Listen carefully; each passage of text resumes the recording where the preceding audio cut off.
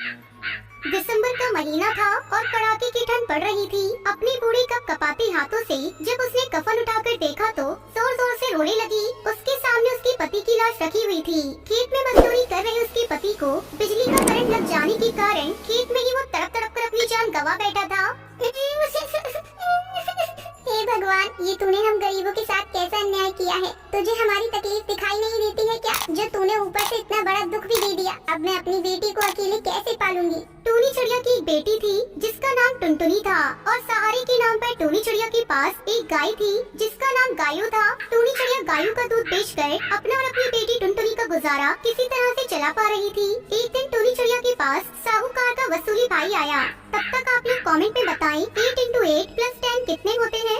अरे टोनी, तेरे पति ने साहूकार से कर्जा लिया था। तेरा पति नहीं रहा तो अब साहूकार का कर्जा तू नहीं चुकाएगी क्या? कर्जा? कौन सा कर्जा? मुझे तो कर्जे के बारे में कुछ भी नहीं पता। पता कैसे चलेगा? पैसे जो देने पड़ेंगे। तेरे पति ने ये घर बनवाने के लिए 2000 रुपए लिए थे। लेकिन मेरे पास तो अभी इतने पैसे नहीं है। साहूकार जी से कहना कि थोड़े दिन और रुक जाए, मैं धीरे धीरे करके उनका कर्जा चुका दूंगी। टोनी के कहने पर वसूली भाई वहाँ से चला गया। टोनी के पास रहने के लिए एक कमरे का पक्का मकान था जिसमें वो अपनी बेटी के साथ रहती थी। धीरे धीरे एक महीना और गुजर गया। जनवरी का महीना आ चुका था। दिन रात बर्फीली हवा चल रही थी।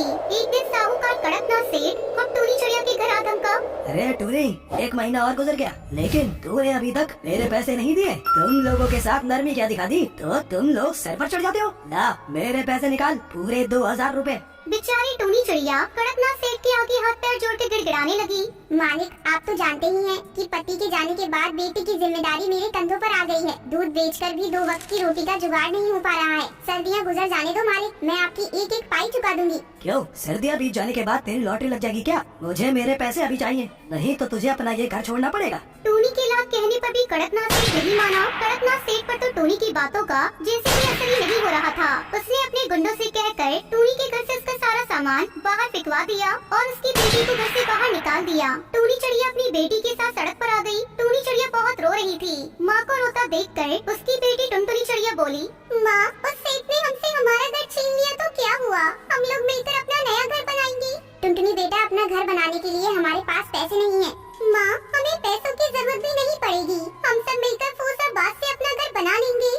ठीक है टुनटुनी बेटा, अब कुछ ना कुछ तो करना ही पड़ेगा ना। टूनी चिड़िया और टुनटुनी चिड़िया मिलकर पूरे जंगल में घूम घूम कर फूस और बांस इकट्ठा करने लगते हैं। जब उनके पास काफी सारे फूस टूटे पास टूटी फूटी लकड़ियाँ इकट्ठा हो गई तो नदी किनारे उन्होंने अपने लिए घर बनाना शुरू कर दिया। कुछ देर की मेहनत के बाद उनका फूस का घर तैयार हो गया था। दोनों उस घर में रहने के लिए चले गए और अपनी गाय गायू को अपनी फूस की टूटी फूटी झोपड़ी के बाहर बांध दिया।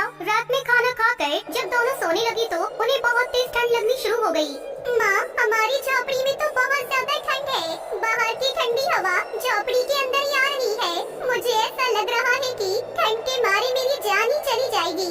दरअसल फूस की झोपड़ी होने के कारण झोपड़ी में जगह जगह पर छेद थे जिससे होकर बर्फीली हवा झोपड़ी के अंदर आ रही थी। तभी टुनटुनी चिड़िया ने टोनी से कहा, माँ, बस आज रात की बात है, कल इस ठंड का भी कुछ इंतजाम करेंगी। किसी तरह से दोनों ने रात गुजारी। अगली सुबह, माँ, हमारी गाय जो गोबर देती है ना, वो हमारे बड़े काम का है। उस गोबर से हम अपनी फूस की झोपड़ी को चारों तरफ से ढक देंगे और हम अपने घर को गोबर का घर बना देंगे जिससे बर्फीली हवा हमारे घर के अंदर नहीं आएगी। अब टुनटुनी चिड़िया ने अपनी गाय के गोबर को इकट्ठा करना शुरू किया। उसने गोबर में थोड़ी सी मिट्टी और थोड़ा पानी मिलाकर उसका गाढ़ा घोल तैयार कर लिया और अपने नन्हे हाथों से अपने फूस के गोबर से बना लेप लगाने लगी। टुनटुनी चिड़िया के इस काम में टूनी चिड़िया भी उसकी मदद करने लगी। शाम तक उन दोनों ने लेप लगाकर घर तैयार कर लिया था और इस तरह टूनी चिड़िया का गोबर का घर बनकर तैयार था। वो दोनों अपने गोबर के घर को देखकर बहुत खुश थे। बेटा, गोबर का लेप लगाने के बाद अब हमारा घर कितना गर्म हो गया है ना। अब घर के अंदर ठंडी हवा भी नहीं आ रही। ये सब तेरे दिमाग का कमाल है। नहीं माँ, ये सब हमारी गायों के कारण हो सका है। अगर गायों हमारे साथ नहीं होती तो शायद मैं गोबर का घर बनाने के बारे में नहीं सोच पाती। गायों के गोबर के कारण ही हम सब गोबर के घर में रह रहे हैं। हाँ टुनटुनी बेटा, हमारा गोबर का घर पूरे जंगल में सबसे अलग है। किसी ने नहीं सोचा होगा कि जिस गोबर से उपले बनाते हैं उसी गोबर से हम घर भी बना सकते हैं और वो भी बिना पैसे खर्च किए। धीरे धीरे टूनी चिड़िया की गोबर के घर की चर्चा पूरे जंगल में होने लगी। इस तरह दोनों माँ बेटी खुशी खुशी अपना जीवन उस घर में बिताने लगती है। टुनटुनी चिड़िया अपने पति बंटी कबूतर और एक बेटी लूसी कबूतरी के साथ एक गांव में रहती थी। टुनटुनी का पति मजदूरी का काम किया करता था। वो लोग बहुत ही गरीबी की हालत में रहते थे। बहुत मुश्किल से 2 वक्त का खाना मिल पाता था। बंटी की माँ भी काफी बूढ़ी और बीमार थी। उनकी जिंदगी इसी तरह चल रही थी कि अचानक एक दिन बंटी कबूतर को काफी तेज बुखार आता है और सही इलाज न मिल पाने के कारण उसकी मृत्यु हो जाती है। टुनटुनी के पति का एक छोटा भाई कालू कौवा भी था, जो बहुत चालाक किस्म का कौवा था। भाई की मृत्यु के बाद वो थोड़े दिन उसके परिवार और माँ की सेवा का नाटक करता है। कालू अपनी माँ से कहता है, देखो माँ, भाई की तो मृत्यु हो चुकी है, भाभी तो जाकर खेतों में काम करेगी नहीं, सो मुझे ही सब देखना पड़ेगा। इन कागजों पर अंगूठा लगा दो, बाकी भाभी और बच्चों की चिंता मत करो, उनका सारा खर्च मैं उठा लूंगा। बूढ़ी माँ कालू की बातों में आकर अंगूठा लगा देती है, पर कालू बहुत मक्कार निकलता है। 2-4 दिनों में वो जमीन को औने पौने दाम में बेचकर गांव से फरार हो जाता है। कैसा कपूत पैदा किया मैंने, जो अपने ही घर को बर्बाद करके भाग गया। अब हम लोग क्या करेंगे? टुनटुनी चिड़िया पर तो दुखों का पहाड़ टूट पड़ा। वो सोचने लगती है, मैंने तो आज तक कोई काम नहीं किया, कभी घर से बाहर नहीं निकली, अपनी बच्ची और अपनी बुरी सास का कैसे ख्याल रखूंगी? भगवान ने हमारे साथ बहुत अन्याय किया, घर का एकमात्र सहारा हमसे छीन लिया। कुछ दिन बीतने के बाद खाने पीने का जो थोड़ा बहुत सामान था वो सब खत्म हो गया। अब तो न घर में राशन था और न ही पैसे बचे थे। टुनटुनी अपनी सास से कहती है, माँ जी, जो भी पैसे जुड़े हुए थे वो सब खत्म हो गए हैं। कुछ दिन तो कट गए, पर अब आगे का कुछ सोचना पड़ेगा। अब बस केवल थोड़े से दाल और चावल ही बचे हैं। आज का ही खाना बन पाएगा, कल से मुझे कुछ काम ढूंढने जाना पड़ेगा। मैं बहुत चिंतित हूँ कि तुम लोगों को अकेला छोड़कर मैं काम पर कैसे जाऊँ। बहू तू चिंता बिल्कुल ना कर, तू तो भगवान की इतनी पूजा करती है, वो जरूर तेरी मदद करेंगे। अब अपनी बेटी और सास को खाना खिला देने के बाद केवल थोड़ा सा ही खाना उसके लिए बचा। टुनटुनी जैसे ही खाना खाने के लिए बैठी, तभी बाहर से आवाज आती है, क्या कोई इस घर पर है? इस भूखे तोते को भी खाना खिला दो। बूढ़े तोते की आवाज सुनकर टुनटुनी चिड़िया तुरंत बाहर आती है और उन्हें बैठने के लिए कहती है। टुनटुनी ने अपने लिए जो थोड़े से दाल और चावल रखे थे वो उस बूढ़े तोते को देने के लिए प्लेट में डालकर ले आती है। ये जो थोड़ा बहुत खाना ही खा लो, मेरे पास आज केवल इतना ही भोजन है, आप इसे ग्रहण कर लें। बूढ़ा तोता खाना खाते खाते टुनटुनी से पूछने लगता है, क्या हुआ बेटी, उदास क्यों हो? टुनटुनी उस बूढ़े तोते को सारी कहानी बताते हुए कहती है, मेरे पति की मौत हो चुकी है और कमाई का कोई जरिया नहीं है।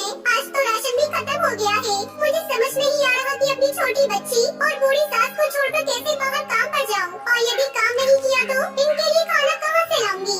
बूढ़ा तोता टुनटुनी की सारी बातें सुनकर उससे कहता है, तुमने ये जो दाल चावल बनाए थे, इनमें बहुत ही स्वाद था। तुम्हारे हाथ में स्वाद है। घर के बाहर ही तुम दाल चावल का ठेला क्यों नहीं लगा लेती, जिससे तुम्हें घर छोड़कर कहीं जाना भी नहीं पड़ेगा और तुम्हारी कमाई का जरिया भी बन जाएगा। मैं तुम्हें एक नमक का पैकेट देता हूँ। ये एक जादुई नमक है। तुम अपने खाने में इसी पैकेट से नमक डालना, फिर देखना तुम्हारा सारा खाना हाथों हाथ बिक जाएगा और तुम्हें कभी पैसे की कोई परेशानी भी नहीं होगी। ये कहते हुए बूढ़ा तोता टुनटुनी चिड़िया को एक नमक का पैकेट देता है। आपका बहुत बहुत शुक्रिया काका, आपने तो मेरी समस्या हल कर दी। अब मैं घर पर रहकर ही सब काम कर लिया करूँगी और मुझे अपनी बच्ची को छोड़कर कहीं दूर भी नहीं जाना पड़ेगा। तुम बहुत ही अच्छे दिल की चिड़िया हो। तुम्हारे मन में लोगों के लिए दया भाव है और तुम लोगों की मदद करना चाहती हो, इसलिए मैं तुम्हें ये जादुई नमक दे रहा हूँ। ये तुम्हारी बहुत मदद करेगा। और हाँ, ये याद रखना, ये पैकेट कभी भी खाली नहीं होगा। बस तुम इसे संभाल कर रख देना और हमेशा खाने में नमक इसी में से डालना। भगवान तुम्हारा भला करेंगे। ये कहते हुए वो बूढ़ा तोता वहाँ से चला जाता है। टुनटुनी अगले ही दिन भगवान का नाम लेकर खाना बनाने का काम शुरू करती है। पहले दिन वो दाल चावल ही बनाती है और उसमें वही जादुई नमक डालती है। पहले ही दिन कुछ पक्षी टुनटुनी से दाल चावल खरीद कर खाते हैं, तो उसके दाल चावल के स्वाद से वो पक्षी बहुत खुश होते हैं। वाह बहन, क्या बात है। ये दाल चावल तो बहुत ही स्वादिष्ट है। हम भी रोज घर में दाल चावल बनाते हैं, परंतु ऐसा स्वाद तो कभी भी नहीं आया।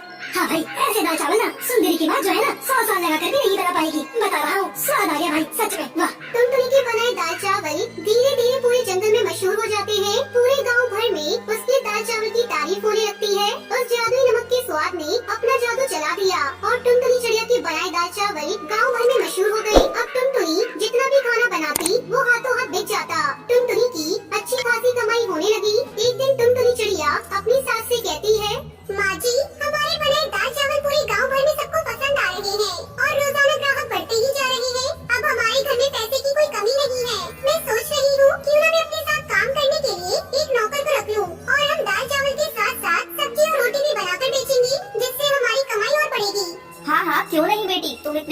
और साफ सफाई से खाना बनाती हो तो खाने में तो स्वाद आएगा ही। तुम इसी तरह मेहनत करती रहो, भगवान तुम्हें सफलता देंगे। कुछ दिन बाद कालू कौवा घर वापस लौटा। वो अपनी माँ और भाभी से माफी मांगते हुए कहता है, मुझे माफ कर दो माँ और भाभी, मैंने आप दोनों के साथ बहुत बुरा किया। मुझे अपनी गलती का एहसास है। अगर भाभी तुम्हारे पास कोई काम हो तो मुझे रख लीजिए, मैं आपके काम में हाथ बटा दूंगा। टुनटुनी चिड़िया बहुत सोचकर बोली, ठीक है, मैं तुम्हें एक और मौका दे देती हूँ। तुम आज से ही मेरे ढाबे पर काम कर सकते हो। अब कालू कौवा कुछ दिन तक टुनटुनी चिड़िया के साथ अच्छे से काम करता है और उसे टुनटुनी चिड़िया के जादुई नमक का पता चल जाता है और वो सोचने लगता है, अगर मैं इनका जादुई नमक का पैकेट चुरा लूं तो मैं भी इससे अच्छा खाना बनाऊंगा। उसमें वैसा ही स्वाद आएगा जैसा कि टुनटुनी के खाने में आता है। बस वही क्या था, कालू कौवा लालच में आकर टुनटुनी के जादुई नमक में से थोड़ा सा नमक चुरा लेता है। टुनटुनी की बेटी ये सब देख लेती है। वहीं दूसरी ओर कालू कौवा टुनटुनी के चुराए हुए नमक से खाना बनाकर अपना ठेला लगाता है और सभी पक्षियों से कहता है, आइए आइए और कालू के ठेले पर आकर स्वादिष्ट खाना खाइए। कुछ पक्षी कालू के ठेले पर खाना खाने आते भी हैं, पर जैसे ही वो पक्षी खाना मुंह में डालते हैं उसे थूकने लगते हैं। थू थू थू थू थू है इतना बेस्वाद और गंदा खाना, इसमें तुमने मसाले डाले हैं या जहर डाला है भाई? है थू थू थू थू, हमारे सारे पैसे बर्बाद कर दिए हैं। ये खाना तो कोई जानवर भी नहीं खाएगा। लाओ हमारे पैसे वापस करो। सभी पक्षी कालू को भला बुरा कहने लगते हैं और अपने पैसे वापस लेकर वहाँ से चले जाते हैं। वो बहुत दुखी होता है कि उसने तो पैसे उधार लेकर बहुत सारा खाना बना लिया था, परंतु सारा खाना बर्बाद हो गया, जिससे उसका बहुत बड़ा नुकसान हुआ। अगले दिन कालू रोते हुए टुनटुनी से माफी मांगने जाता है। उसे समझ में आ गया था कि एक बड़ी चिड़िया के साथ बुरा करने और चोरी करने का अंजाम उसे मिल गया है। कालू कौवे को अपनी गलती समझ आ जाती है और उसके बाद से वो